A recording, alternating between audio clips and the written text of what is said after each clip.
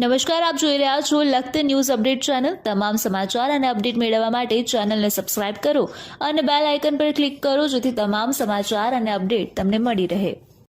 Lakhtar કેસરિયા road પર નવી pipeline ઘણા સમયથી લીકેજ, નર્મદાના નીરનો વેડફાટ। લખતર ગામમાં લોકોના ટેક્સના 2 કરોડ પાણીમાં ગયો હોવાનો ઘાટ સર્જાતા પાણી સમિતિ સહિત જવાબદાર સામે મહીસાગર જિલ્લાની જેમ એફઆઈઆર કરવા માંગ પ્રબળ બનવા પામી।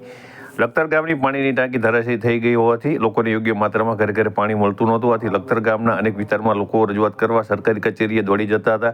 ત્યારે સરકારશ્રી દ્વારા લોકોના ટેક્સમાંથી થયેલ આવકમાંથી પાણીની ટાંકી અને સબ માટે ₹1.5 કરોડ લખતર ગામ અને પરા વિસ્તારમાં પૂરતા પ્રમાણમાં પાણી મળી રહે તે માટે થઈને આશરે ₹2 કરોડ જેટલી રકમ જલ સે નલ તક યોજના અંતર્ગત ફાળવવામાં આવી હતી। ત્યારે લખતર ગામમાં પાણી સમિતિ દ્વારા પાણીની પાઇપલાઇન ઓછી ઊંડાઈ નાખવામાં આવી હોવાથી પાણીની પાઇપલાઇન અવારનવાર અનેક જગ્યાએ લીકેજ થઈ રહી છે। આથી સરકાર દ્વારા લોકોના ટેક્સના ખરબો રૂપિયા ખર્ચી નર્મદા નદી ઉપર ડેમ બનાવી સુરનગર ધોળીધજા સુધી કેનાલ બની નર્મદાનું પાણી પહોંચતું કર્યું છે। ત્યારે લખતર ગામમાં પાણી સમિતિ દ્વારા નાખવામાં આવેલી પાણીની પાઇપલાઇન અનેક જગ્યાએ લીકેજ હોવાથી સરકાર દ્વારા ફાળવેલ ગ્રાન્ટના રૂપિયા પાણીમાં ગયા હોય તેવો ઘાટ સર્જાવા પામ્યો છે। ત્યારે લખતર કેસરિયા રોડ પર નવી પાઇપલાઇનમાંથી સતત પાણી લીકેજ થઈ રહ્યું છે।